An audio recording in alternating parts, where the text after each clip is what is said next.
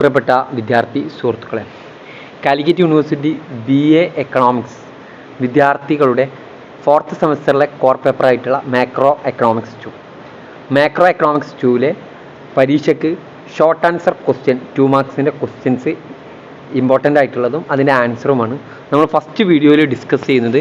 Module 1 and module 2 ആണ്. Module 1 ISLM മോഡലാണ്. First നമ്മൾ what is IS curve. The IS curve is a represent the relation between interest rate and the level of output that ensure equilibrium in the goods market.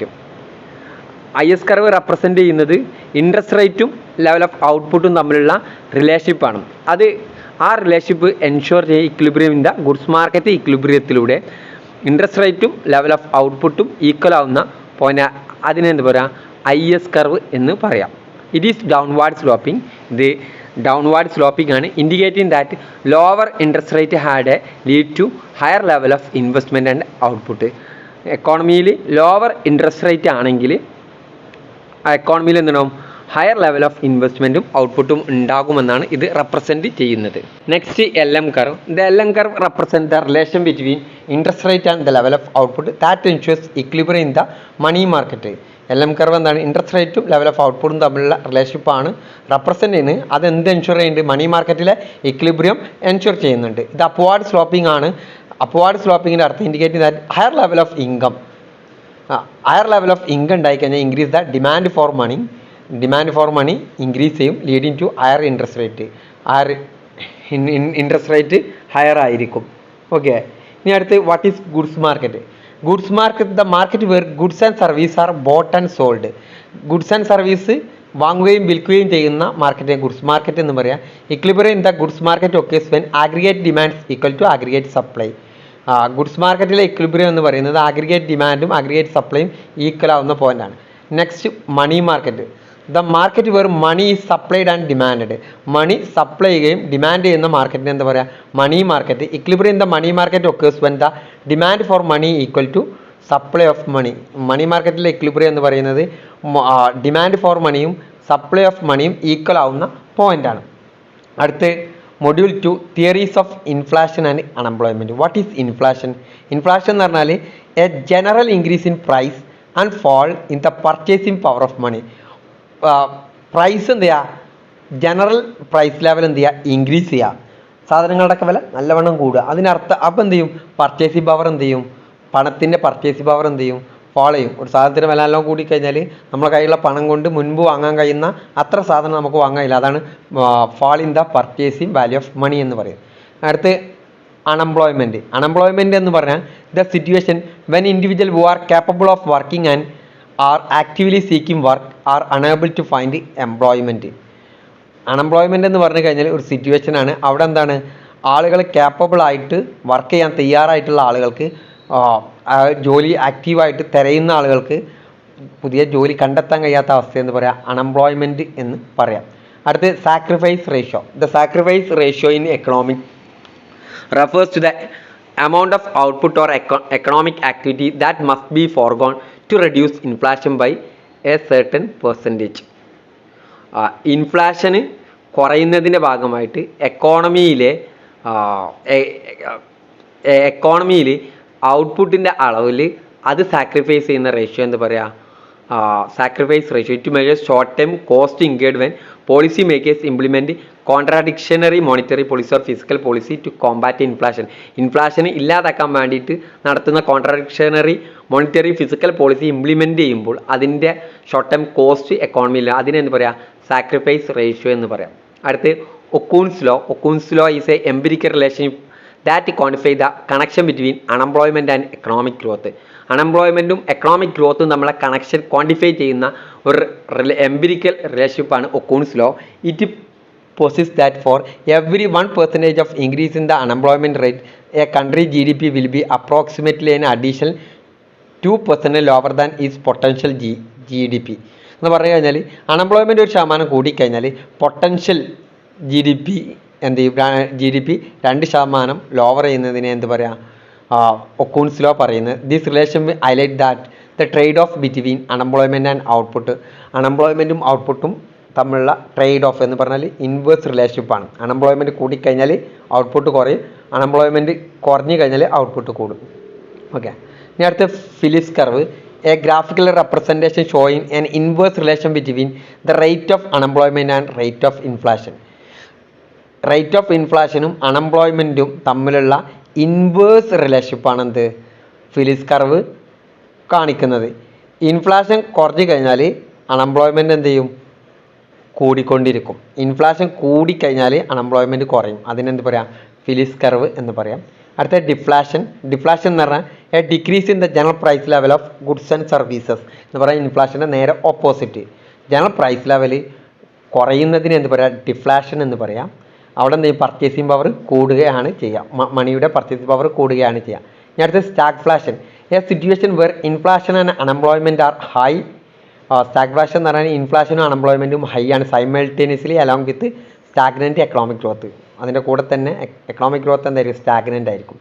അടുത്ത് stagnation, a prolonged period of slow economic growth usually accompanied by high unemployment.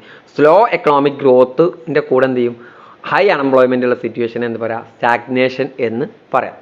Demand pull inflation. Demand pull inflation occurs when aggregate demand in an economy exceed aggregate supply leading to overall price increase.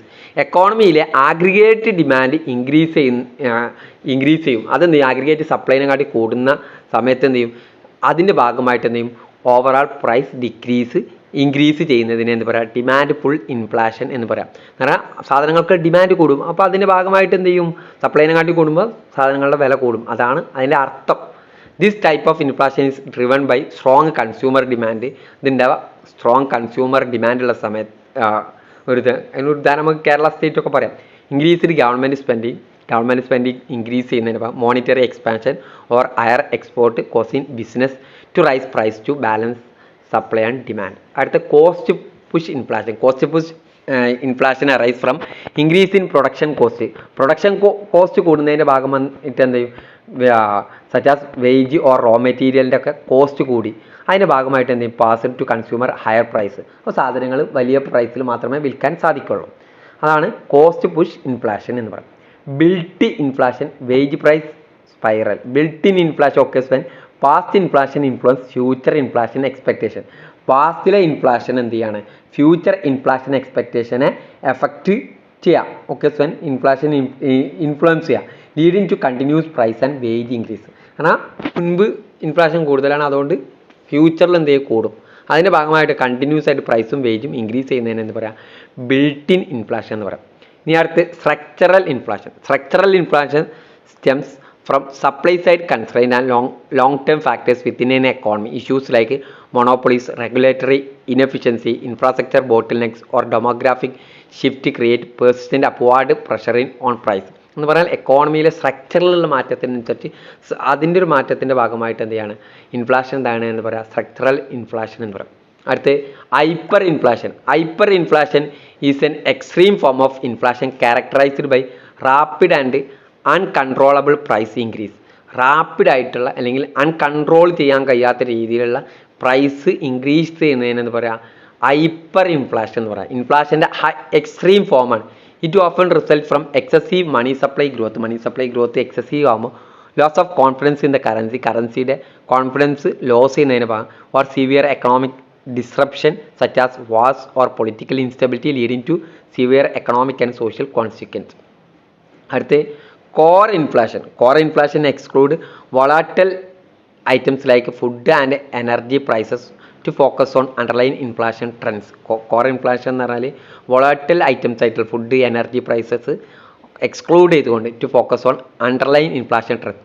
This measures help policy makers gauge long term inflationary pressure and guide monetary policy decision aim at achieving stable economic growth and price stability. എന്ന് പറഞ്ഞാൽ വോളാറ്റൽ ആയിട്ടുള്ള items ഉണ്ട്, ഫുഡിൻ്റെ ഒക്കെ പറഞ്ഞാൽ ഇങ്ങനെ മാറിക്കൊണ്ടിരിക്കുന്ന, അതേപോലെ എനർജി പ്രൈസ്, ഇത് എക്സ്ക്ലൂഡ് ചെയ്തിട്ടുള്ള ഇൻഫ്ലേഷൻ എന്താ, കോർ ഇൻഫ്ലേഷൻ എന്ന് പറയാം. അത് പോളിസി മേക്കേഴ്സിന് ഇൻഫ്ലേഷണറി പ്രഷേഴ്സ് മനസ്സിലാക്കാനും മോണിറ്ററി പോളിസി ഡിസിഷൻ എടുക്കാനും സഹായകരമായിരിക്കും.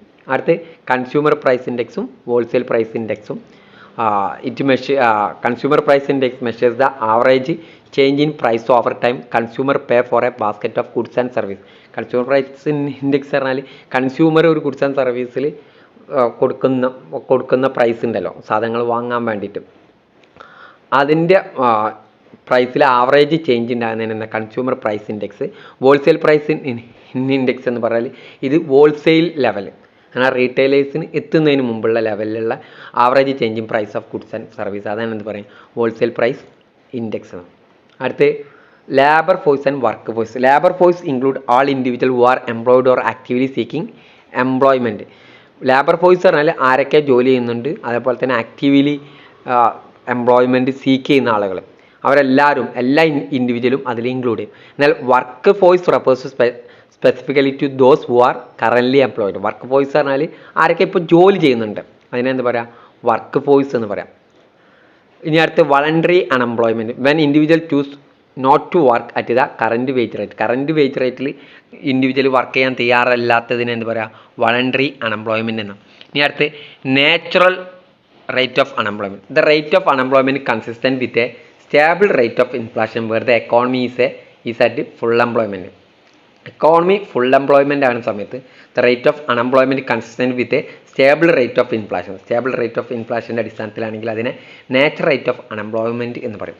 അടുത്ത disguised unemployment, a situation where more people are employed than necessary, often seen agriculture sector. Disguised unemployment എന്ന് പറയുമ്പോൾ അവർ എന്തുണ്ട് കൂടുതൽ ആളുകൾ വർക്ക് ചെയ്യുന്നുണ്ട് അഗ്രികൾച്ചർ സെക്ടറിലൊക്കെ കണ്ടിട്ടും, പക്ഷേ ആവശ്യത്തിലധികം ആളുകൾ അവിടെ വർക്ക് ചെയ്യുന്നുണ്ട് എന്നുള്ളതാണ്.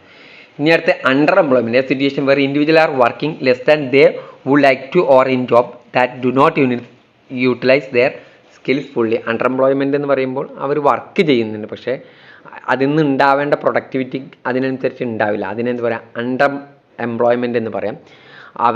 അവരുടെ സ്കില്ല് ഫുള്ളായിട്ട് യൂട്ടിലൈസ് ചെയ്യാത്ത അവസ്ഥ. ഇനി അടുത്ത് NAIRU, non accelerating inflation rate of unemployment is a specific level of unemployment that exist in an economy that does not cause inflation to increase. Okay, ഇതെന്ന് പറഞ്ഞാൽ നായിറോ പറഞ്ഞാൽ ഒരു സ്പെസിഫിക് ലെവൽ ഓഫ് അൺഎംപ്ലോയ്മെൻ്റ് ആണ്, അത് എക്കോണമിയിൽ എക്സിസ്റ്റ് ചെയ്യും, അതെന്ത് ചെയ്യുന്നില്ല inflation increase ചെയ്യുന്നതിന് കോസ് ചെയ്യാത്തതിന് എന്ത് പറയാം നായിറോ എന്ന് പറയാം. ഇതാണ് 2 മൊഡ്യൂളിൽ നിന്ന് നമുക്ക് പഠിക്കാനുള്ള 2 മാർക്സിൻ്റെ ഇമ്പോർട്ടൻ്റ് ഭാഗങ്ങൾ. Okay, thank you.